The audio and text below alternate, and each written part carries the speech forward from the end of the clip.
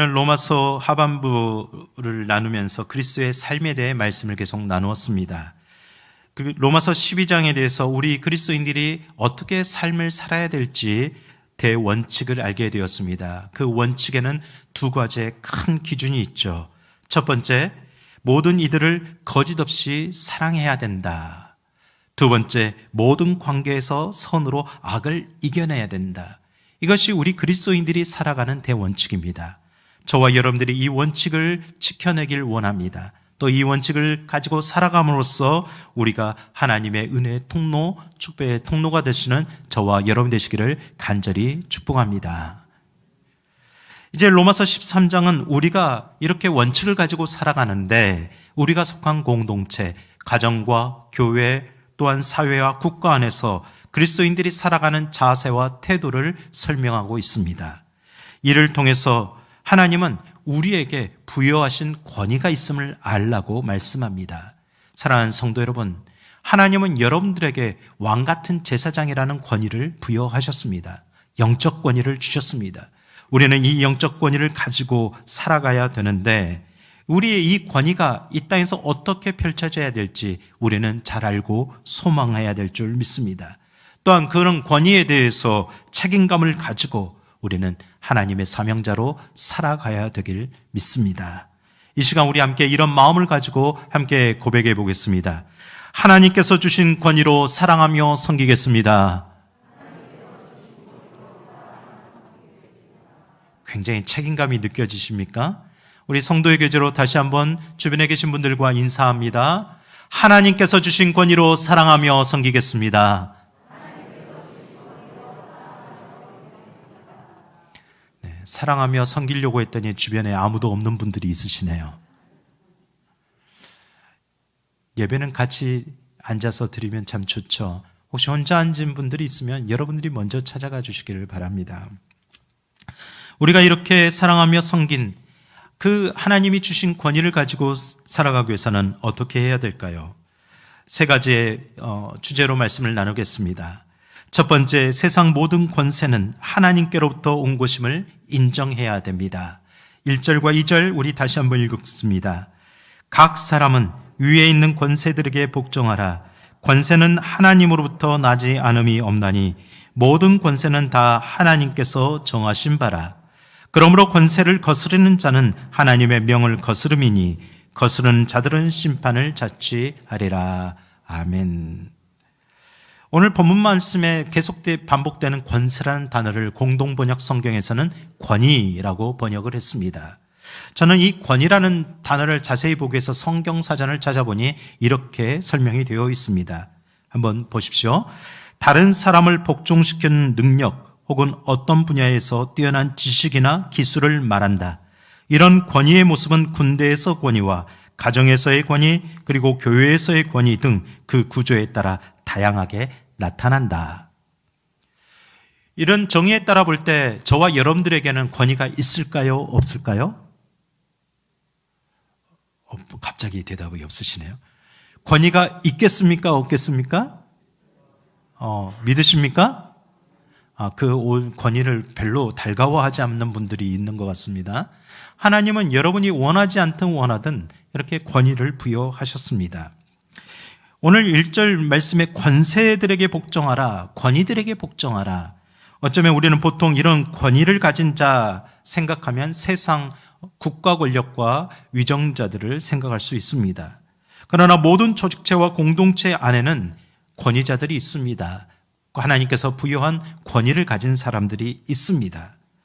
그리스도인들을 향해 왕같은 제사장이라고 말하는 이유입니다. 그리고 그 권위를 가진 자들에게 복종하고 또 그 권위를 인정하라고 교훈하고 있습니다. 그래서 1절 말씀에 그 이유를 분명히 말을 하는데 모든 권위가 그 권세가 하나님으로부터 출발되었기 때문입니다. 하나님으로부터 나온 그 권위, 하나님께서 정하신 것이기 때문에 우리는 인정해야 된다고 말씀합니다. 하나님께서 주신 권위라면 얼마나 좋겠습니까? 그래서 우리는 그 권세를 인정하는데 하나님은 2절에 가서 그 성경 말씀은 더 급진적으로 더 표현을 하고 있습니다. 하나님께서 주신 그 권세자들의 권위를 부인하거나 무너뜨리는 자, 그 사람들은 하나님의 법칙 그 원리를 배반하고 그 원리를 인정하지 않는 사람이다. 그 사람은 세상의 심판을 받는 것이 아니라 하나님의 심판을 받을 것이다. 여러분 인정하십니까? 별로 인정하기 싫으신 분도 있을 것 같아요. 우리가 하나님의 말씀을 읽을 때 잘 읽어야 됩니다. 이 말씀도 지금까지 많은 이들에 대해서 굉장히 많은 논쟁과 분란을 일으키는 말씀입니다. 그 이유가 무엇이냐면 그것은 문자주의적으로 받아들였기 때문입니다. 그 내용을 잘 흡수하지 못하고 그냥 글자 그대로 받아들이는 거죠.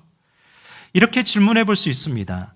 선한 권력자들, 선한 왕들, 선한 기관들에게는 그래 우리가 복종하는 것이 맞지만 그렇다면 악한 권력자들에게는 어떻게 할 거냐 이렇게 질문할 겁니다.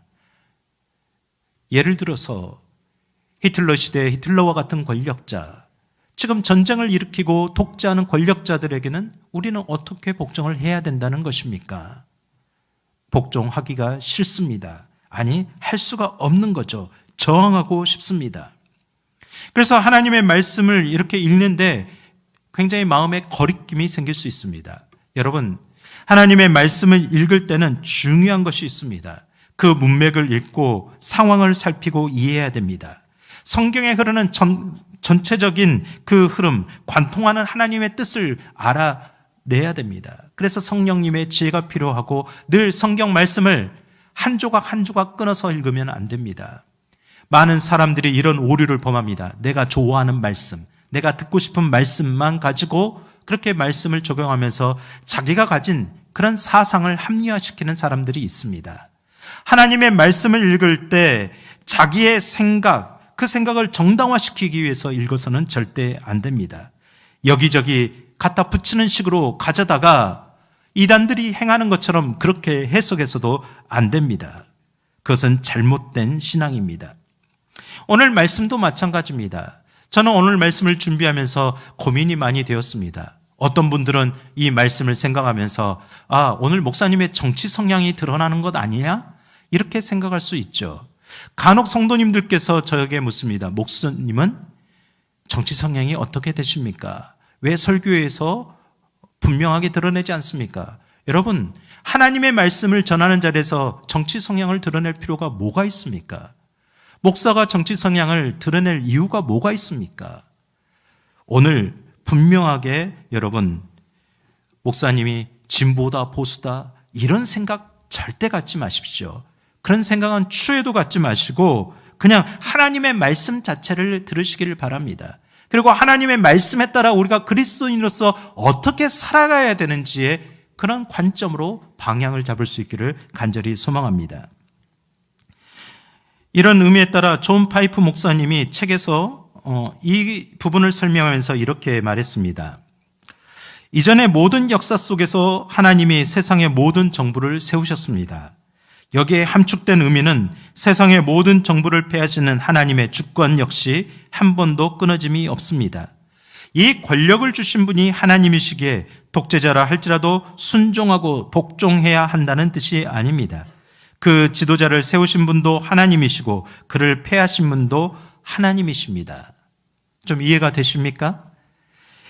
골로새서 1장 16절에 말씀합니다. 우리 함께 읽겠습니다. 만물이 그에게서 창조되되 하늘과 땅에서 보이는 것들과 보이지 않는 것들과 혹은 왕권들이나 주권들이나 통치자들이나 권세들이나 만물이 다 그로 말미암고 그를 위하여 창조되었고. 오늘 이 로마서 말씀을 이어서 골로새서 말씀을 보면 모든 권세가 하나님께로 났다. 모든 권세는 출발점은 하나님이시다임을 우리는 인정해야 합니다. 세상의 모든 주권자들, 통치자들, 권세들 근본적으로 하나님께 속해 있습니다. 왕 위의 왕, 왕의 권세 위의 그 높은 권세는 하나님의 절대적인 권세뿐입니다. 그래서 예수님도 기도문을 통해서 우리에게 이렇게 말씀했습니다. 여러분, 주기도문은요, 어떤 회의를 마치기 위한 그런 끝마침의 기도가 아닙니다. 그냥 기도할 바가 없어서 외우는 그런 주문이 아닙니다. 굉장히 많은, 귀한 의미가 담겨져 있는데 마지막에 그 기도가 마치면서 어떻게 고백하고 있습니까? 주기도 마지막을 생각해 보십시오. 나라와 권세와 영광이 아버지께 있습니다. 이 모든 나라와 권세와 모든 영광이 아버지께 속해 있습니다를 인정하고 살겠습니다라는 고백입니다. 그 고백을 하는데 그 고백 가운데는 하나님의 절대 권위가 그 가운데 있음을 인정하는 거죠. 하나님께서 그 권위를 가지고 계신다는 것을 인정하며 사는 사람이 그리스도인들입니다. 또한 그것을 인정할 뿐만 아니라 하나님께서 가지신 그 절대 권위를 창조 때부터 사람들에게 나누어 주셨다라는 것을 알아야 합니다. 하나님의 권위 일부를 우리에게 부여해 주셨습니다. 창세기 1장 28절을 보면 하나님이 그들에게 복을 주시며 하나님이 그들에게 이르시되 생육하고 번성하여 땅에 충만하라, 땅을 정복하라. 우리는 이 말을 듣고 땅을 함부로 여기라 라고 해석해서는 절대 안 됩니다. 하나님이 사람들을 축복하실 때 그 축복의 도구가 무엇이었냐? 세상을 다스리는 권세를 우리에게 부여하신 겁니다. 세상과 함께할 수 있는 그 권위를 우리 사람들에게만 부여하셨습니다. 이것을 위임권이라고 해석할 수 있습니다. 하나님에게는 절대 권위가 있고 우리에게는 위임된 권위가 있습니다. 이 위임된 권위를 가지고 가정과 교회, 사회와 직장에서 우리는 살아가야 되는 거죠. 우리가 어떤 위치에 있든지 하나님이 위임하신 권위를 받았음을 분명히 안다면, 그 권위를 우리가 가지고 있다는 것을 인식하고 있다면 우리는 분명 그리스도인으로서 어떻게 행동해야 될지를 분명히 깨달을 수가 있는 겁니다. 사랑하는 성도 여러분, 내가 먼저 하나님의 절대 권위를 인정하는 삶이 되기를 간절히 축복합니다. 더불어 그 하나님께서 이 땅에서 축복된 삶을 누리기 위해서 나에게 위임하신 권위도 있음을 깨달으시기를 간절히 축복합니다. 이것이 정말 중요한 핵심입니다. 이런 권위에 대해서 잘 이해한 사람이 있었습니다. 성경에서 나온 가장 위대한 왕을 우리가 말할 때 누구라고 말합니까? 그렇죠. 100점입니다. 하나님이 사랑하시는 왕, 다윗 왕이죠. 그가 왜 그렇게 하나님의 사랑을 받았을까요? 다윗은 모든 것에 자기가 이 땅의 왕이 있지만 나를 다스리는 왕은 따로 있음을 인정했기 때문입니다. 다윗 왕은 항상 하나님의 말씀에 응답하려고 몸부림쳤습니다. 그 예가 한 가지 있는데, 그가 왕이 될 때 쉽게 왕이 되지 않았죠. 사울에게 쫓긴 세월을 빼고도 그가 왕이 되기 위해서 굉장히 어려운 시간, 긴 시간을 보냈습니다.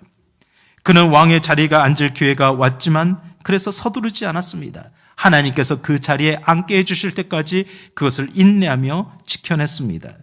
사무엘하 5장에 보면 다윗 왕이 되자마자 모든 이스라엘을 다스리며 그들에게 인정받는 왕이 되지 않았습니다. 여러분, 다윗 왕은요, 한 개 지파, 즉 유다 지파에게만 인정받는 왕이었습니다. 그렇게 7년 6개월을 보냈습니다. 그 7년 6개월을 보내면서 하나님, 어떻게 해야 이 황폐하고 흩어진 백성들을 하나님께로 향하게 할 수 있겠습니까? 어떻게 해야 하나님의 뜻이 무엇인지 분별하고 우리가 살겠습니까? 항상 이러한 자세로 살았습니다. 한 지파라도 하나님이 위임하셨으니 이 백성을 다스리겠다는 마음으로 산 결과 하나님께서 다른 11지파에게도 인정받게 하셨습니다. 그래서 다윗은 하나님 앞에서 언제나 자기 인식이 있었습니다. 나는 왕이 아니라 하나님의 종입니다. 하나님의 심부름꾼입니다. 그래서 하나님의 사랑받는 왕이었던 겁니다.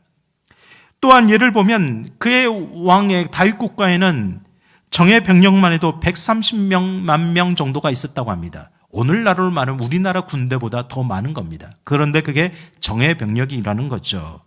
그 병력 가지고 30만 명 정도면 아시아의 작은 나라들 정도는 다 정복하고 충분히 자기의 나라로 흡수 통합할 수 있었습니다. 그런 엄청난 힘을 가지고서도 하나님이 원하지 않으신, 그렇다면 다른 나라를 침공하지 않았습니다. 자기에게 부여된 그 권세, 그 권위를 함부로 사용하지 않았다라는 겁니다. 여러분, 이것에서 우리는 어떤 교훈을 가질 수 있겠습니까? 여러분에게 위임된 하나님의 권위가 있다면 여러분은 어떻게 사용하겠습니까? 여러분, 권위를 잘못된 권위주의로 착각해서 사용해서는 절대 안 됩니다. 권위와 권위주의는 다릅니다. 또 여러분에게 주어진 권세는 여러분의 욕심을 채우기 위해서 사용하라고 하나님이 부여하신 것이 아닙니다. 하나님의 나라를 위해서, 하나님의 통치를 넓혀가기 위해서 사용하도록 부여된 것입니다. 저는 이렇게 생각을 해보게 되었습니다. 12월이 되면 각 자치회 정기총회를 진행합니다. 이때 뽑힌 회장들은 여러 회원들의 그 권위를 인정받음으로 뽑힌 겁니다. 그렇다면 어떻게 해야 됩니까? 내 말이 법이니 무조건 따라야 된다는 식의 잘못된 권위주의에 빠져서는 안 됩니다. 더불어 그 권위를 위임해 주신 하나님 앞에서 책임 있는 순복하는 자세를 가지고 그 권위를 잘 사용해야 됩니다. 또 만약 내가 그 권위를 인정해 주는 회원이라고 한다면 어떻게 해야 됩니까? 나 당신 안 믿어. 나 당신 내가 뽑지 않았어. 나는 당신 신뢰하지 않아. 이렇게 접근하는 것은 성숙한 자세가 아닙니다. 어떻게든 그 권위를 인정하겠습니다. 우리가 함께 부여해 준 그 권위를 잘 사용해 주길 함께 기도하겠습니다. 우리가 함께 이렇게 나아가는 것이 하나님의 원리이고 방식임을 우리는 분명히 기억해야 됩니다. 사랑하는 성도 여러분, 모든 사람이 어떤 위치에 있든지 어떤 자리에 있든지 분명히 여러분들에게는 하나님이 주신 권위가 있으심을 믿으시기를 바랍니다.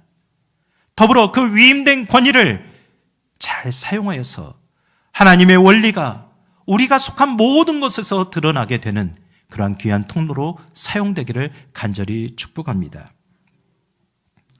두 번째, 모든 권위는 하나님의 뜻에 따라 합당하게 행해져야 합니다. 3절과 4절 말씀 우리 함께 읽겠습니다. 다스리는 자들은 선한 일에 대하여 두려움이 되지 않고 악한 일에 대하여 되나니 내가 권세를 두려워하지 아니하려느냐. 선을 행하라. 그리하면 그에게 칭찬을 받으리라. 그의 하나님의 사역자가 되어 내게 선을 베푸는 자니라. 그러나 내가 악을 행하거든 두려워하라. 그가 공연히 칼을 가지지 아니하였으니 곧 하나님의 사역자가 되어 악을 행하는 자에게 진노하심을 따라 보응하는 자니라. 아멘. 저는 오늘 말씀을 읽다 보니 중요한 단어들을 발견하게 됩니다. 여러분, 1절에 권세자들이라겠죠. 이 권세자들이 4절에서 두 번이나 하나님의 사역자라고 반복하고 있습니다. 즉, 권세자들, 하나님께 위임받은 사람들, 그들이 하나님의 사역자가 되어야 된다는 뜻이죠. 또 그 하나님의 사역자는 어떻게 해야 된다는 것입니까? 여러분 6절에 보십시오. 그들이 하나님의 일꾼이 되어 바로 이 일에 항상 힘쓰니라 라고 말씀합니다.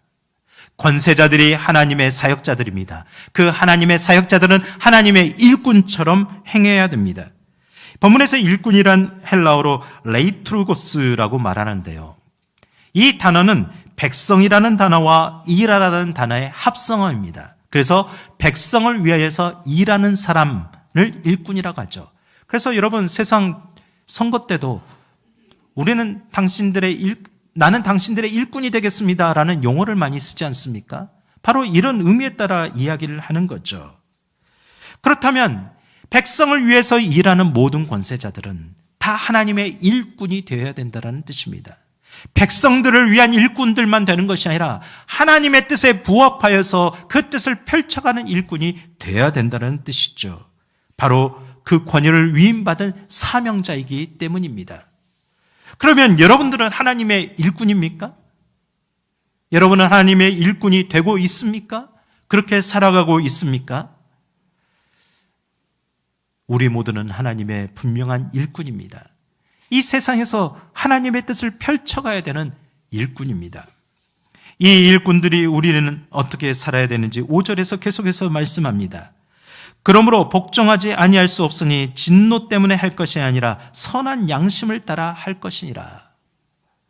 그 권위에 복종하기 위해서, 그 권위에 복종함이라는 것은 처벌을 받고 어떤 형벌을 받는 그 두려움을 가지고 내가 정말 무서워서 피하냐? 더러워서 피하지? 이런 마음으로 복종하는 것이 아니라는 겁니다. 그 권위가 하나님의 뜻에 위배되지 않았다면 인정하면서 그 권위를 순복하고 존중해주는 기본적인 자세를 갖는다라는 거죠. 그 하나님의 뜻과 질서를 파괴하지 않는 권위는 우리가 그에 따르는 자세가 필요하다라는 겁니다. 적극적으로 선한 양심에 따라 하나님께서 우리 마음에 주신 선한 양심에 따라 그게 부합되는지 맞는다면, 그게 판단되었다면 그것에 그 권위에 분명하게 순종함이 마땅하다는 것을 말씀합니다. 이게 구체적인 방법으로 이제 6절과 7절에 세상 사람들이 가장 민감한 돈의 문제, 조세의 문제도 그렇게 말씀을 하고 있는 겁니다. 우리 6절과 7절 말씀 함께 읽겠습니다. 너희가 조세를 바치는 것도 이로 말미암음이라. 그들이 하나님의 일꾼이 되어 바로 이 일에 항상 힘쓰느니라. 모든 자에 줄 것을 주되 조세를 받을 자에게 조세를 바치고 관세를 받을 자에게 관세를 바치고 두려워할 자에게 두려워하며 존경할 자를 존경하라. 요즘 가장 민감한 문제도 세금 문제죠. 어떻게 하면 세금을 덜 낼까? 기업인들이 세금을 탈루하면 그것은 하나님의 뜻이 아니지 않습니까? 어떻게 해서든지 편법을 해서 세금을 내지 않으려고 한다면 그것도 그리스도인의 삶의 태도에 맞지 않는 겁니다. 세상의 정부가 하나님의 법대로 선을 독려하고 악을 그 힘으로 제한하며 벌하는 그 힘을 발휘한다면 그 정부는 인정받아야 마땅합니다. 그 정부에 속한 모든 국민들, 특히 그리스도인들은 그 정부를 인정하면서 지지해야 됩니다. 그러나 만약 그 국가 권력이 하나님이 명령하신 국민들의 생명을 지키지 않고 정의와 질서를 보존하는 책임을 무시하고 양심의 자유를 제한할 때는 불복종을 할 수 있습니다. 예언자처럼 교회는 목소리를 내야 됩니다. 여러분, 지금도 미얀마와 홍콩과 중국과 중동과 아프리카 수많은 국민들이 그렇게 외치고 있는 겁니다. 그곳에 있는 그리스도인들이 외치고 있는 거죠. 여러분, 나치주의가 관영할 때 독일 교회들이 외치지 못하고 편승했습니다. 나치의 권세에 눌려서 그들을 합법화시켜줬습니다. 이에 보네포 목사님이 고백교회를 세워 작은 무리의 성도들이 모여서 그에 대항했습니다. 마지막 순교하는 자리까지 그렇게 항거를 했습니다. 우리나라 일제시대에도 마찬가지입니다. 우리 교단이 분열된 이유가 단 한 가지입니다. 신사참배 문제였죠. 그 권세에 이기지 못하고 항복하는 많은 목회자들이 신사참배를 찬성했습니다. 결국 이 일에 대해서 후대 목회자들이 회개하며 국민들 앞에, 성도들 앞에 사죄를 했습니다. 그러나 그 분열의 씨앗이 교단이 분열되고 지금까지 아픔으로 남아있으면 분할 수 없습니다. 더불어 우리는 그곳에서 정말 끝까지 순교를 감당하며 하나님만의 주권을 인정하는 그분들의 그 순교의 정신을 우리는 기억하고 있습니다. 사랑하는 성도 여러분, 우리는 어떤 길을 선택하고 어떤 모습으로 살아야 하겠습니까? 베드로 시대에도 복음을 전하기를 금하는 권력자들에게 사도행전 5장 29절에서 분명히 말씀합니다. 사람보다 하나님께 순종하는 것이 마땅하니라. 이것은 하나님의 사람의 그 권세 위에, 사람의 그 권위 위에 하나님의 절대적인 권위가 있음을 인정해야 가능합니다. 하나님의 절대 권세가 우리의 모든 것을 다스리고 있음을 인정할 때 가능한 것입니다. 그것이 바로 우리의 가정의 주인은 하나님이시오, 내 삶의 주인은 하나님 되심을 인정하는 자들의 태도입니다. 여러분, 다니엘 시대 당시 최고 권력자 느부갓네살 왕이 조서를 내렸습니다. 다니엘을 시기하는 여러 사람들이 왕을 금으로 만든 신상을 그 앞에 절하라, 누구든지 엎드려 절하지 아니하는 자는 즉시 맹렬히 타는 풀무불에 던져 넣으라는 그 명령을 내리도록 만들었습니다. 하나님의 뜻에 거역되는 명령입니다. 하나님만을 섬겨야 되는데 어찌 내가 그 신상을 섬길 수 있느냐, 어떻게 왕을 섬길 수 있느냐, 그 명령에 부인했습니다. 다니엘과 사드락과 메삭과 아벳느고 젊은 청년들의 모습입니다. 그들이 어떻게 이야기합니까? 이 사람들이 왕을 높이지 아니하며 왕의 신들을 섬기지 아니하며 왕이 세우신 큰 신상에게 절하지 아니하니이다. 그들은 그렇게 결단하고 행동했습니다. 왕의 위임 권위보다 그 높은 그 권위를 부여한 하나님의 절대 권위를 인정했기 때문입니다. 다니엘을 모함하려는 세력들은 다시 왕에게 요청하여서 조서를 내리게 합니다. 6장 7절에 보시면 이렇게 말씀합니다. 왕이여, 그것은 곧 이제부터 30일 동안에 누구든지 왕 외에 어떤 신에게나 사람에게 무엇을 구하면 사자굴에 던져 넣기로 한 것이니이다. 이때 하나님의 절대 권위를 인정한 다니엘이 어떻게 했습니까? 태도를 바꾸지 않았습니다. 굴복하지 않았습니다. 다니엘서 6장 10절 말씀 우리 함께 읽어보겠습니다. 다니엘이 이 조서에 왕의 도장이 찍힌 것을 알고도 자기 집에 돌아가서는 윗방에 올라가 예루살렘으로 향한 창문을 열고 전에 하던 대로 하루에 3번씩 무릎을 꿇고 기도하며 그의 하나님께 감사하였더라. 아멘. 다니엘이 만약 왕의 권세에 눌려 그 명령에 겁을 먹고 행동했다면 어떻게 했을까요? 여러분이라면 어떻게 했겠습니까? 기도하다가 잡혀가면 자기 손해 아닙니까? 그래서 창문을 꼭꼭 걸어 잠그고 방음장치를 최대한 하고 그 속에서 이불을 깊게 뒤집어 쓰고서라도 작은 목소리로 기도했을 겁니다. 다니엘은 그렇게 하지 않았습니다. 평소 하던 대로 하나님을 향해서 창문을 활짝 열고, 그래, 나는 너희의 권세에 굴복하지 않는다, 나는 끝까지 하나님을 섬길 것이다, 당당하게 보여주었습니다. 내 기도 소리를 들으라, 내가 말하는 이 모습을 보아라. 다니엘은 그렇게 자기의 신앙을 지켜나갔습니다. 다니엘의 그 선한 양심에 따라 악한 권력에 적극적으로 정하여야 했습니다. 그것이 바로 하나님께서 다니엘을 쓰셨던 모습입니다.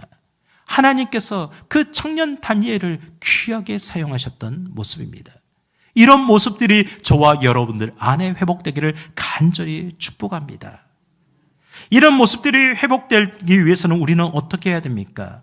결론적으로 우리가 주어진 모든 곳에서 하나님이 부여하신 권위가 회복되길 기도하며 노력해야 됩니다. 그것을 실현해야 됩니다. 여러분, 우리는 요즘 굉장히 마음이 어두운 시기를 지내고 있습니다. 여러분, 우리는 정말 내 가정의 평안, 내 자녀들의 안정의 기도를 구하는 것도 중요하지만 그것을 넘어서야 됩니다. 우리는 나라의 그 권세들, 그 권세자들, 위정자들, 그들의 권위들을 위해서 기도해야 됩니다. 더 기도해야 됩니다. 저는 요즘 기도하다 보면 눈물이 납니다. 하나님, 이 시대의 아픔을 누가 해결해야 됩니까? 이 시대의 고통을 누가 위로해야 됩니까? 우리는 어찌 해야 됩니까? 주여, 이 땅의 상처와 눈물을 치유하여 주옵소서. 그래서 이 나라의 하나님 권세자들이라고 말하는 그들이 자기의 권세가 높지 않음을 인정하며 하나님이 자기의 권세 위에 있음을 인정하는 사람들이 있게 하옵소서. 그리고 더불어 그 권세를, 그 권위들을 잘 사용하고 백성들을 섬기는 일꾼이 되게 하옵소서. 그 부여하신 권위를 사용할 때 서로 갈라지게 하고 싸움하게 하는 그런 것이 아니라 이제는 화합하고 화목하게 하옵소서. 또 모든 국민들이 그러한 권위들을 인정하면서 기꺼이 따르며 순복할 수 있는 그런 나라가 되게 하옵소서. 여러분 자녀들에게 어떤 나라를 물려주고 싶습니까? 제가 요즘 사고당한 그 청년 세대들을 생각하면 저희 딸들을 보게 되었습니다. 저희 큰딸의 나이를 생각해 보니까 참 많은 사고들과 어려운 시기를 거쳐왔다는 것을 생각해 봅니다. 초등학교 시절 수학여행 갔던 많은 어린 학생들이 큰 사고를 당했습니다. 수많은 학생들이 죽었습니다. 그래서 모든 졸업여행 다 취소됐고요. 수학여행도 못 갔습니다. 그러다가 청소년 시기를 거치는데 갑자기 세월호가 터집니다. 또 모든 활동이 중단됩니다. 그때마다 그냥 땜빵식으로 자녀들은 죽어가고 가정들은 울부짖고 있는데 그렇게 아픔을 겪고 있는 자녀들에게 큰 관심을 두지 않습니다. 그러다가 이들이 청년이 되었는데 또 큰 대형 사고를 겪게 됩니다. 이 트라우마를 누가 치유해 주겠습니까? 신문을 보니 그 청년 세대가 그 이태원역에서 무릎 꿇고 흐느끼는 모습이 찍혔습니다. 세월을 겪었던 청년 세대였습니다. 우리는 어떤 나라를 물려줘야 됩니까? 우리 청년들에게 우리는 어떤 권위를 물려줘야 됩니까? 여러분, 우리는 우리 자녀들이 온전한 권위를 배울 수 있도록 우리 가정에서부터 우리의 권위가 회복되길 노력해야 됩니다. 부부 사이에서도 가정의 권위가 회복되길 소망해야 됩니다. 에베소서 5장 22절 말씀을 함께 보십시오. 아내들이여 자기 남편에게 복종하기를 주께 하듯 하라. 이 말씀을 가지고 얼마나 많은 남성들이 오용하고 잘못했는지 참 부끄럽습니다. 보라, 성경에서 여성들은 남성들에게 복종하라고 했지 않느냐. 폭력을 사용했습니다. 또 그것을 정당화시켰습니다. 심지어는 이렇게도 말하는 사람을 들었습니다. 하나님이 창조하실 때 아담을 먼저 창조하셨고 하와를 그 다음에 창조했지, 그게 순서야. 이렇게 엉터리로 성경을 해석하면서 정당화합니다. 여러분, 하나님이 하신 말씀은 무엇입니까? 중요한 것은 복종하기를 주께 하듯 하라는 말씀입니다. 주님을 섬기듯 하라는 거죠. 주님이 생명을 내어주듯이 사랑하며 섬기는 마음으로 아내가 남편을 존중하고 남편이 아내를 존중하면서 피차 복종하라고 말씀합니다. 그래서 25절에 이렇게 말씀하죠. 남편들아 아내 사랑하기를 그리스도께서 교회를 사랑하시고 그 교회를 위하여 자신을 주신같이 하라. 이 말씀을 믿는다면 부부간에도 하나님께서 주신 권위가 있음을 인정해야 됩니다. 가정 안에서 세우신 권위를 서로 인정하며 복종할 때 그 가정은 하나님이 세우신 가정이 될 줄 믿습니다. 저와 여러분들의 가정이 그런 가정 되기를 간절히 축복합니다. 이 관계가 온전히 형성됨으로 우리는 부모와 자녀의 권위에도 분명하게 세워짐을 우리는 바라봅니다. 에베소서 6장에서는 이렇게 말씀합니다. 자녀들아 주 안에서 너희 부모에게 순종하라. 이것이 옳으니라. 구약에서 율법에서도 내 부모를 공경하라고 말씀하셨으니 우리 부모들이 이것을 가지고 우리 자녀들에게 얼마나 많이 강요를 했습니까? 여러분, 권위는 권위주의가 아닙니다. 제가 한때 저희 딸들에게요, 이 성경 구절을 인용하면서 봐라, 성경에서 부모에게 순종하라 이것이 옳다고 했잖아. 내 말 좀 들어줘. 이렇게 말했더니 저희 딸이 바로 말했습니다. 또 아비들아 너희 자녀를 노엽게 하지 말라고 하셨습니다. 여러분, 자녀에게 권위를 받고자 인정받고자 하십니까? 그렇다면 올바른 권위를 사용하시기를 바랍니다. 에베소서 6장 4절에 분명히 말씀합니다. 또 아비들아 너희 자녀를 노엽게 하지 말라. 오직 주의 교훈과 훈계로 양육하라. 주의 말씀으로 양육해야 됩니다. 우리 자녀들이 우리의 가정 안에서 어릴 때부터 건강한 영적 권위를 발견하도록 부모 세대들이 노력을 해야 됩니다. 그래서 참 어렵습니다. 그럼에도 불구하고 잘못된 권위주의를 가지고 군대 문화식을 가지고 아직도 우리 안에 이렇게 담겨진 그런 군대 문화를 가지고 까라면 까야지 이런 식으로 우리는 말해서는 안 됩니다. 그래서 우리 청년 세대들이 권위라는 말만 들어도 알러지 반응을 일으킵니다. 사회 곳곳에서 권위 자체를 아예 무시하고자 하는 잘못된 현상들이 일어나고 있습니다. 학교 선생님들이 그렇습니다. 교권이 무너진다고 하지만 그것의 출발은 가정입니다.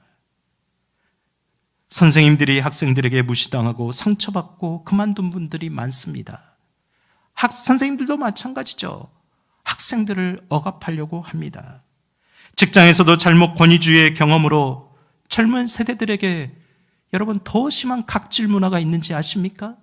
입사한 지 6개월이 됐다고 1년이 되었다고 기존 세대들보다 더 갑질을 한다고 이야기를 듣습니다. 어디에서부터 출발된 겁니까? 그래서 국가 권력이 뭘 발표해도 신뢰하고 믿지 못합니다. 여러분, 우리는 우리가 속한 그 가정에서 하나님께서 우리에게 부여하신 부모의 권위를 가지고 우리 자녀들에게 올바로 된 성경적인 권위를 갖출 수 있도록 우리는 조력해야 됩니다. 그것이 우리가 하나님의 일꾼입니다. 우리의 노력입니다. 그들이 세상에 나가서 하나님의 올바른 권위를 발휘할 수 있도록 우리는 함께 해야 됩니다. 그러려면 내가 먼저 하나님의 뜻에 순복하는 자세를 보여야 되지 않겠습니까? 나는 하나님의 말씀이 하나도 따르지 않으면서 너희는 하나님의 말씀에 순종하라고 한다면 누가 그 권위에 순종하겠습니까? 사랑하는 성도 여러분, 여러분이 먼저 진실한 권위자가 되시기를 간절히 축복합니다. 선은 독려하고 악은 멈추게 하는, 제동을 가하는 그런 경험이 될 수 있도록 하시기를 원합니다. 저는 말씀을 묵상하면서 제 자신을 위해서도 이렇게 기도했습니다. 저는 늘 이렇게 꿈꾸며 기도합니다. 하나님, 목사도 인간인데 어떻게 모든 것이 다 올바른 판단을 할 수 있겠습니까? 저도 그런 지혜가 부족합니다. 하나님, 저도 그렇게 완벽할 수는 없습니다. 그런데 우리 성도들에게 이런 말은 들었으면 좋겠습니다. 남 목사님이 하는 일이라면 다 맞는 일이야. 그건 선한 일이야. 하나님의 뜻을 쫓는 일이야. 그러니 우리도 함께 해야지. 함께 순종하고 복종하러 그 권위를 세워주고 그렇게 내가 함께 지지해야지. 이것이 제 꿈이고 소망의 기도입니다. 사랑하는 성도 여러분, 저만 그래야 됩니까? 우리 장로님들도, 우리 권사님들, 안수집사님들도 항존직으로서의 그 권위, 하나님이 부여하신 그 직분자의 권위를 우리는 잘 받아들이고 사용해야 됩니다. 사용하지 않는 권위는 권위가 아닙니다.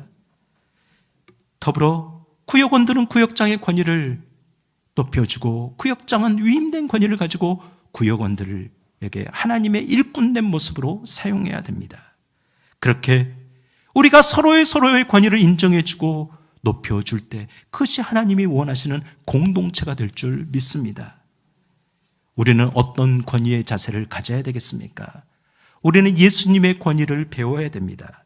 빌립보서 2장 5절에서 8절까지의 말씀을 읽고 말씀을 마치겠습니다. 너희 안에 이 마음을 품으라.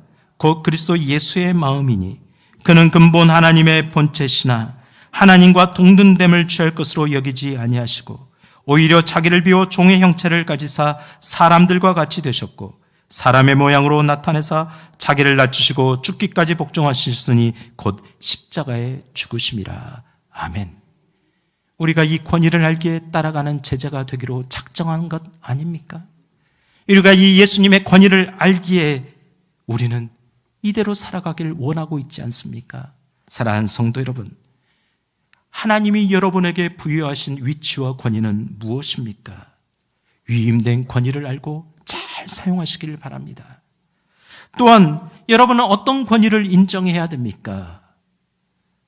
여러분이 인정해야 될 권위들을 하나님의 뜻 안에서 잘 순종하시기를 바랍니다.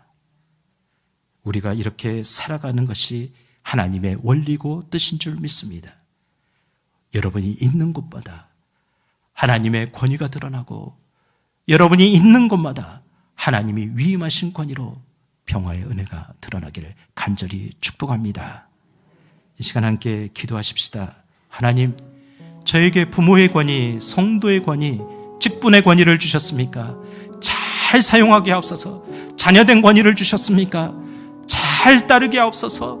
주님, 우리 몸된 교회, 가정, 우리의 모든 위치에서 하나님을 인정하며 하나님이 주신 위임 권위를 잘 사용하고 발휘하는 그런 인생 되게 하옵소서. 우리 몸된 교회 안에 그런 공동체가 되게 하옵소서. 하나님, 이 나라와 이 땅이 몸살을 앓고 있습니다. 하나님의 권위를 높여드리며 그 위임받은 권위자들이 온전함으로 국민들을 위해 섬기는 그런 나라 되게 하옵소서. 그런 교회 되게 하옵소서. 그런 내가 되게 하옵소서. 우리 함께 결심하며 결단하며 함께 기도하겠습니다. 거룩하시고 은혜로우신 아버지 하나님, 오늘도 주님 말씀 앞에 엎드렸습니다. 하나님의 말씀을 들었습니다. 하나님 깨닫게 하옵소서, 듣게 하옵소서. 하나님이 우리를 사랑하셔서 이 땅을 축복하고 다스릴 수 있는 놀라운 권위를 주셨는데 하나님 그 권위를 얘가 있는지도 모른 채 우리는 살아가고 있습니까? 오로지 내 어깨만 드러내고자 하는, 내 명예만 드러내고자 하는 권위주의 의식에 빠져서 살아가고 있지는 않습니까? 주여, 이 시간 회개하는 심령들을 주사 우리 자녀들에게, 우리 청년들에게, 우리 세대들에게 올바른 권위를 표현할 수 있도록 주님 우리를 사용하여 주시옵소서. 주님, 우리가 사용하는 그 권위를 통해 우리의 자녀들이 그 권위를 이양받고 또 그 권위를 사용하는 우리나라 질서 사회가 되게 하여 주시옵소서. 우리 교회 안에 영적 권위가 세워지며 그 권위를 서로 높여주며 서로가 서로를 위해서 그 권위를 사용하옵소서. 가정에서 우리 자녀들에게, 우리 부모들이 하나님 영적 권위를 사용하고 자녀들은 순종하며 자녀들도 그 영적 권위를 배워가며 인정하며 사회에서 아버지 사용하는 귀한 아버지 하나님, 주의 복된 가정 되게 하옵소서. 주님, 이 땅을 회복시켜 주옵소서. 이 땅을 회복시켜 우리 교회와 성도들을 통해서 이 땅에 무너진 그 틀을 세워주시고 이 땅에 무너지고 상처받는 그 기초를 다시 쌓게 하옵소서. 주여 역사하여 주시옵소서. 예수 그리스도로 간절히 기도드리옵나이다.